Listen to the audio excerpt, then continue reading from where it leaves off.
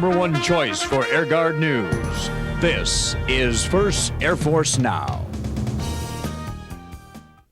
Hello, and welcome again to another edition of First Air Force Now. I'm Master Sergeant Jerry Harlan. The continental U.S. North American Aerospace Defense Command Region, 1st Air Force, Air Forces Northern, has a new commander. Here's the story.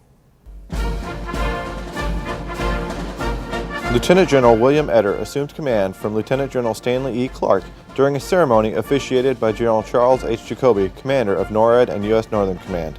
From the Noble Eagle events we respond to no-fly passengers on commercial flights, to wayward pilots who stray into restricted airspace, along with the constant challenges Mother Nature throws our way. And through it all, the men and women of CONAR and AFNORTH have performed flawlessly.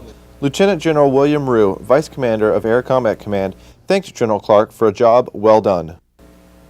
This system, under General Clark's command, routinely employed fighters and helicopters and airborne air refuelers and airborne early warning and ground-based air defenses in response to over 2,700 tracks of interest in our nation's skies. For always keeping our skies safe, I thank you. During the ceremony, Lieutenant General Clark was presented the Distinguished Service Medal. He is moving on to become the Director of the Air National Guard. After passing the flags, General Clark expressed confidence in the new commander. Honestly, I can't think of a better officer to replace me here at 1st Air Force in CONAR. Homeland Defense and Homeland Support are righteous and honorable missions. In all of our national strategic guidance, you will find the words, defense of the homeland is job one. While our interests overseas may change, our alliances may change, new threats emerge, the one thing that will never change is the importance and significance of defending our homeland. I am very proud to have served with all of you and keeping our sacred trust intact with those that we serve. General Eder comes to Tyndall from the Pentagon, where he was assistant to the Chairman, Joint Chiefs of Staff for the National Guard. 3 missions, 3 names, 9 hats make up 1st Air Force. CONAR, 1st Air Force, and AFNORTH. But it's not a person, it's a team. It's a team of active Guard, Reserve, military members, civilians, interagency partners, and Canadian forces. I'm excited to be here. I look forward to getting to know you all, and thank you for sharing this special day with Cherie and I. Thank you. 1st Air Force is directly responsible for conducting full-spectrum U.S. Air Force air and space operations in the continental U.S., Puerto Rico, and the U.S. Virgin Islands. The organization is also responsible for providing defense support of civil authorities as an air component to U.S. Northern Command. Reporting for 1st Air Force Now, I'm Master Sergeant Jerry Harlan. 17 members from the 120th Security Forces Squadron recently deployed in support of Operation Enduring Freedom. Senior Master Sergeant Eric Peterson brings the story from Great Falls, Montana. Many of the experienced NCOs had deployed multiple times in the past, but for some of the younger airmen, this would be their first deployment. Regardless of their experience level, the security professionals were all excited to take part in this important mission. Very proud to step up for this mission and for this deployment. I've got a long family history in the Air National Guard, and I'm very proud to serve and do my job, and do what this country has called us to do. The fact that the deployment occurred during the holiday season made it hard for Guardsmen who left their families behind. Celebrations and observances were held early for children to enjoy the company of their parents.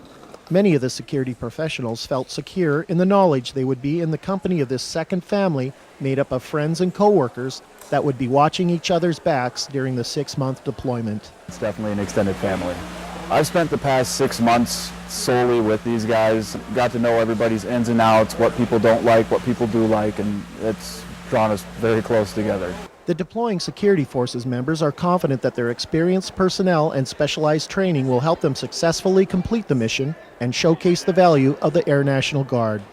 I think the importance of this mission and importance for our airmen is to continually promote and show that we are a vital part. Some people that may not be friendly or may be unfamiliar with the Guard, I think they can point at this and say, listen, we integrated directly with active duty. We did everything that active duty did. And now, at the tail end of this, when we come off the plane, we'll go back to our civilian roles. The airmen plan on keeping in touch with their families while they're deployed using modern social media applications and writing letters to be sent home through the mail. In Great Falls, Montana, this is Senior Master Sergeant Eric Peterson reporting for 1st Air Force Now. The Modular Airborne Firefighting System, or MAFS, is critical to controlling wildfires. Senior Airman Sharon Vaden tells us how members of the Wyoming Air Guard and U.S. Forest Service train together. Wyoming's 153rd Airlift Wing and the U.S. Forest Service joined forces recently for MAFS training near Camp Guernsey. The Modular Airborne Firefighting System, or MAFS training, is part of the unit's ongoing mission to provide the U.S. Forest Service with aerial firefighting assistance. This training is vital in helping the unit stay safe while accomplishing their firefighting mission. MAFS is the most challenging flying that we do by any stretch. We're in a low-level environment. We're dropping typically at about 150 feet, flying a real slow aircraft down to about 120 knots. And usually it's in high terrain with smoke and other things going on. So you really have to, keep your skills sharp and keep current on your training to make sure that you're operating safely while fighting the fires. MAFS training is a benefit to the state of Wyoming as well as other states across the nation. We were instrumental in the Texas fires here this last year. We were doing a lot of stuff down there. We were on station in Boise. There's one small fire up there that we were able to help get under control before it got big.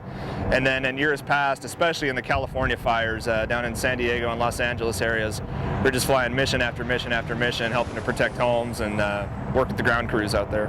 Reporting for the 153rd Airlift Wing, I'm Airman Sharon Vaden.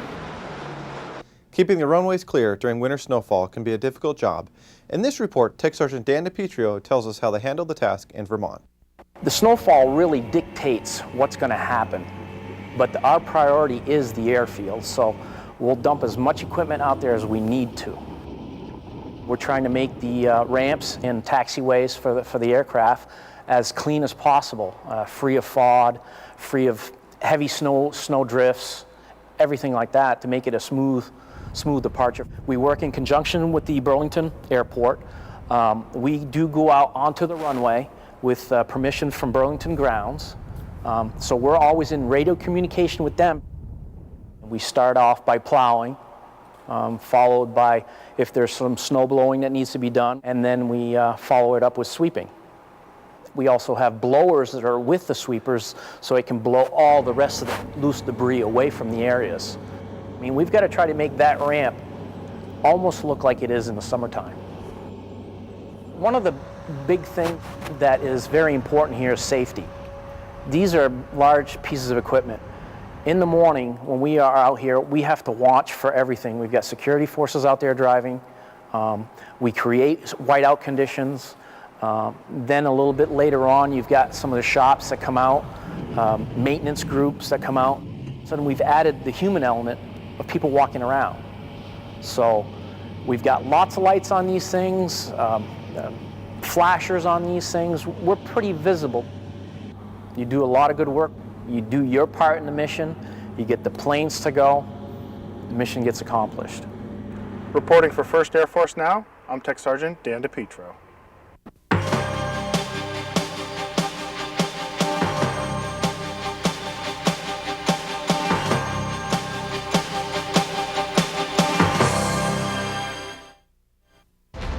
A new home, a new mission. The Happy Hooligans are the new team in town.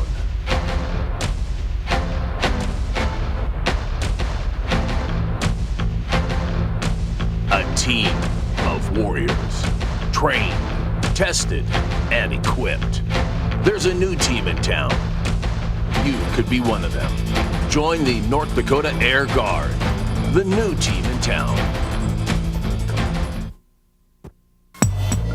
Alexis Maxfield, Crew Chief. Charlie Post, Services. Lynn McKinney, Weapons Loader. William Havley, Security Forces. Ron Goodall, Human Resources. James Cornett, Fighter Pilot.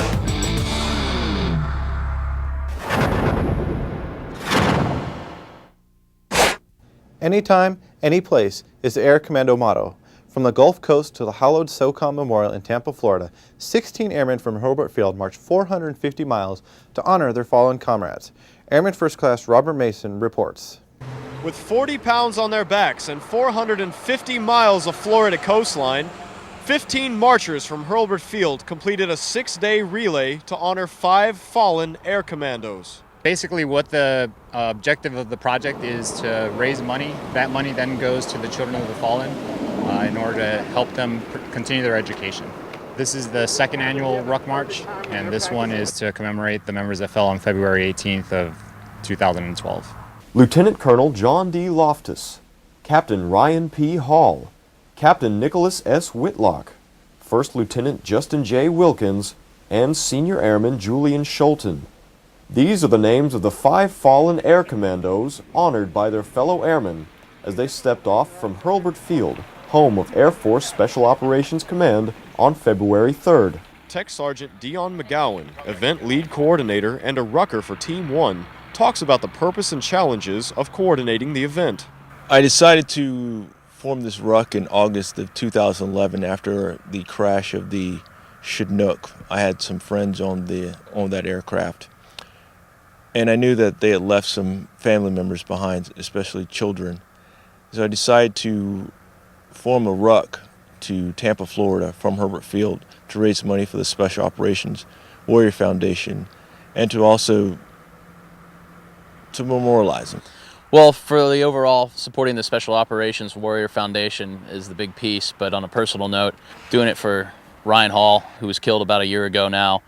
He was my best friend, and his parents, doing it for his family, who were very supportive of all special operations and raising money for them. We have four teams of 4 individuals apiece marching 12-mile legs. It's a relay style march 24/7, and we swap out after every 12 miles. Some of the challenges are obviously sleep deprivation.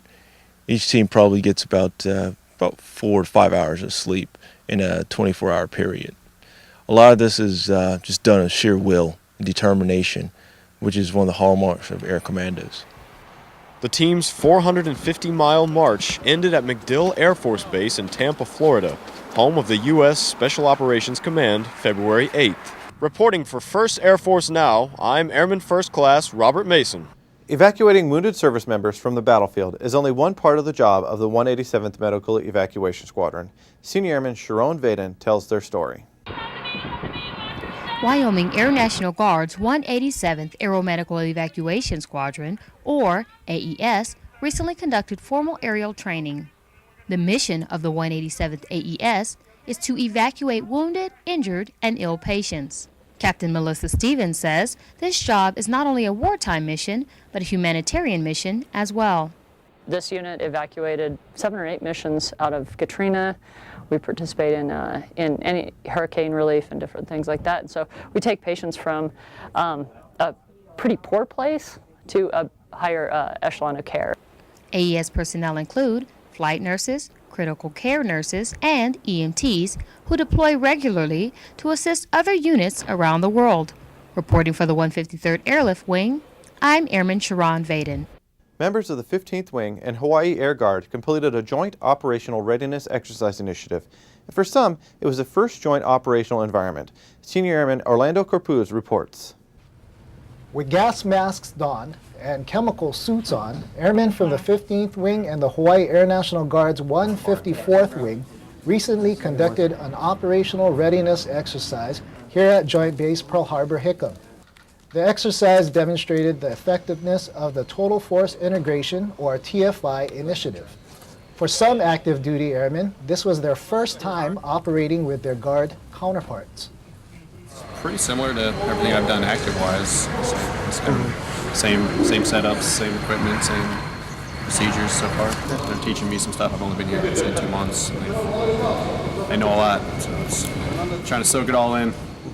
The Guard had the lead on this exercise, but could not have succeeded without active duty assets and airmen. It's good. We can be a team. A lot of them have fresh minds and working with a lot of younger guys, so it's good to share the experience with them, get them familiarized with what we're doing here, why we're doing it.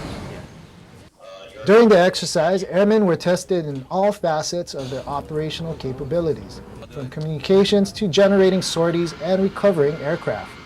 Overall, these combat tasks emphasize the Total Force's ability to employ and sustain the force while demonstrating their ability to survive and operate in a contaminated seaborne environment. Reporting from Joint Base Pearl Harbor Hickam, I'm Senior Airman Orlando Corpuz. The state of Vermont has a new Adjutant General. From Joint Force Headquarters at Camp Johnson, Senior Airman Chelsea Clark reports. Brigadier General Stephen Cray takes command of the Vermont National Guard during a ceremony on March 1, 2013. The ceremony was held at Joint Force Headquarters, Camp Johnson, Colchester, Vermont.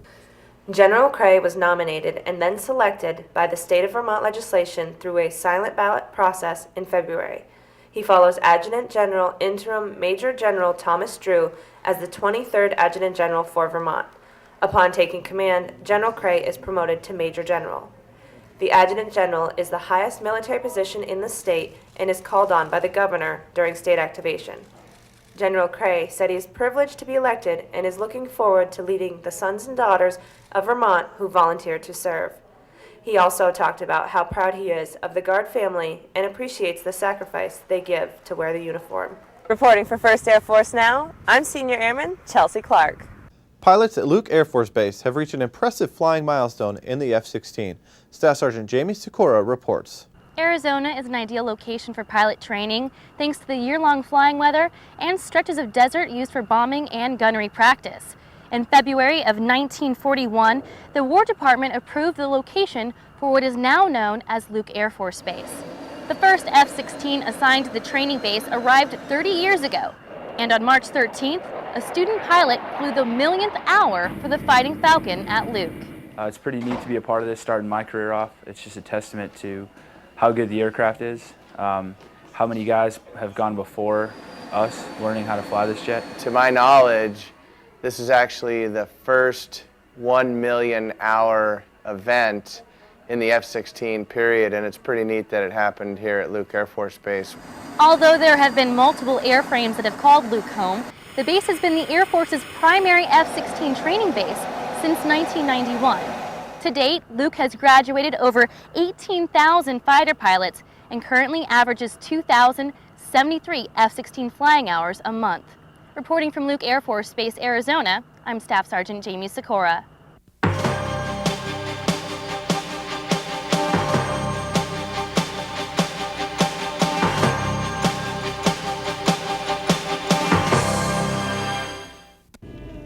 Adjusting the radio. 2 seconds. A sip of soda. 5.5 seconds. Checking a text. 6 seconds. A few seconds of distraction can change a life. Stay alert. Save a life.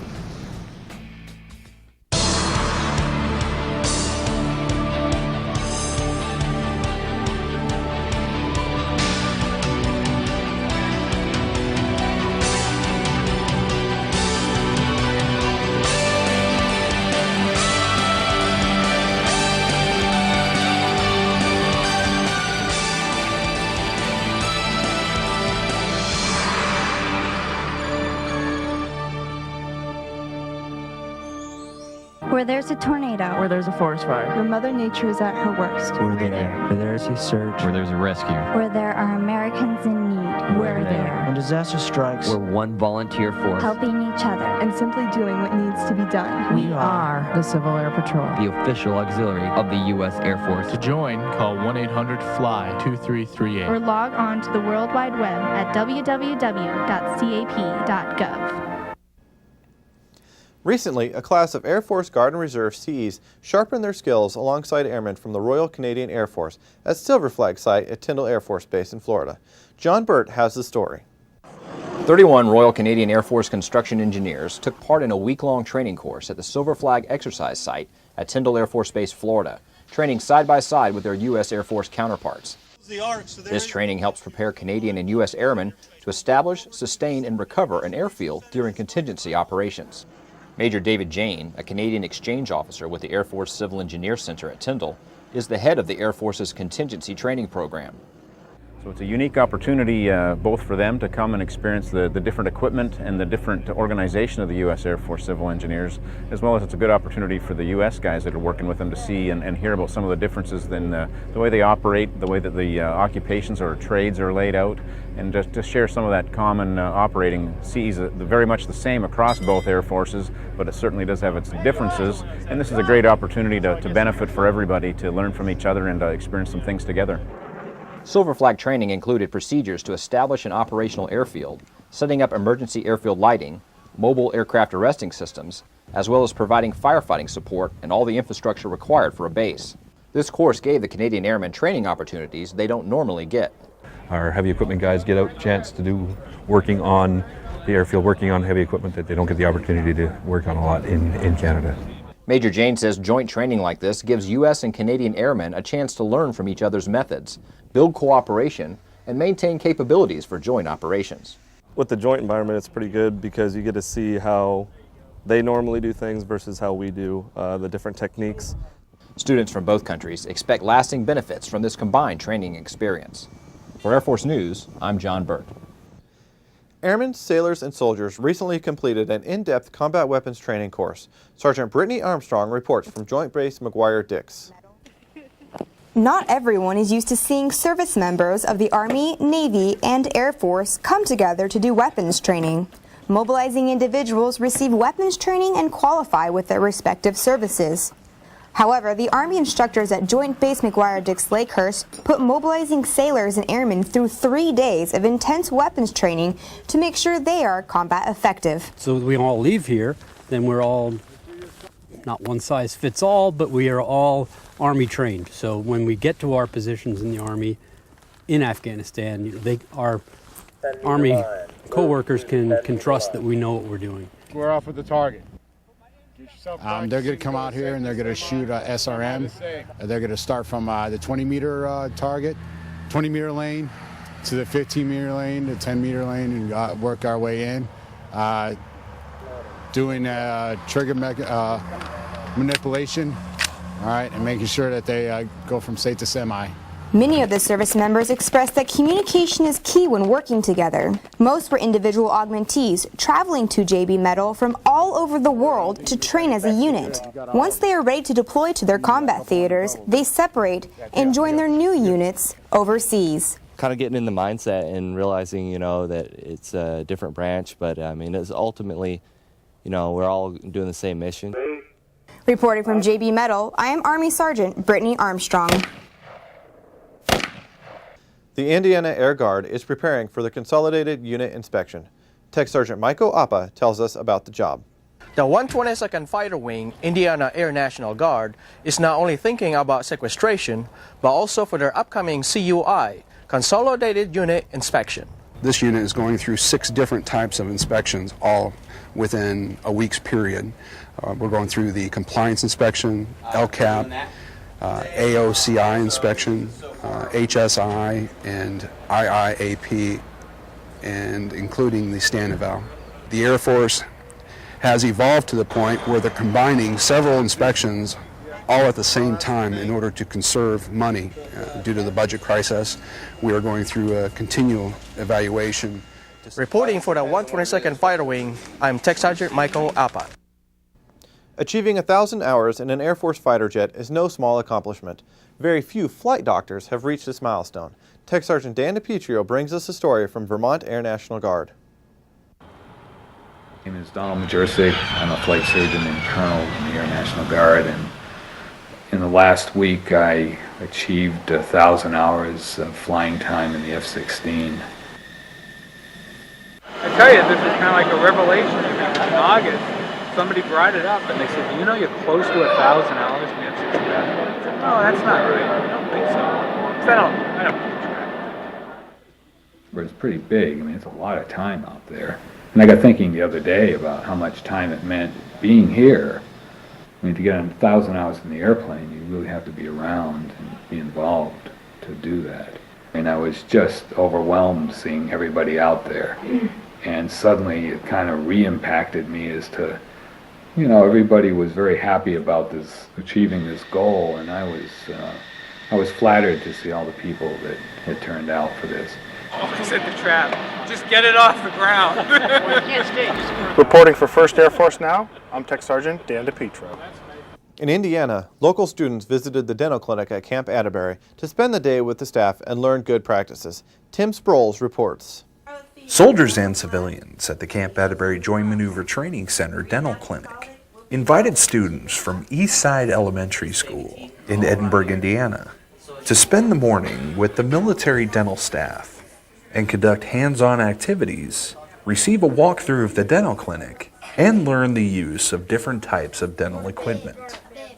The purpose of this mission here is to inform children how important it is to keep their teeth clean. You know, as far as a lot of kids, they eat all these sweets and other unhealthy foods, and they don't realize the importance of it until much later in life. And also another purpose of it is just to, so the kids don't feel scared or horrified when it comes to going to dentists. It's just to make them feel comfortable. They get in the chair, they know what it entails, and know that the dentist's purpose is to heal them. It's not to make them feel pain.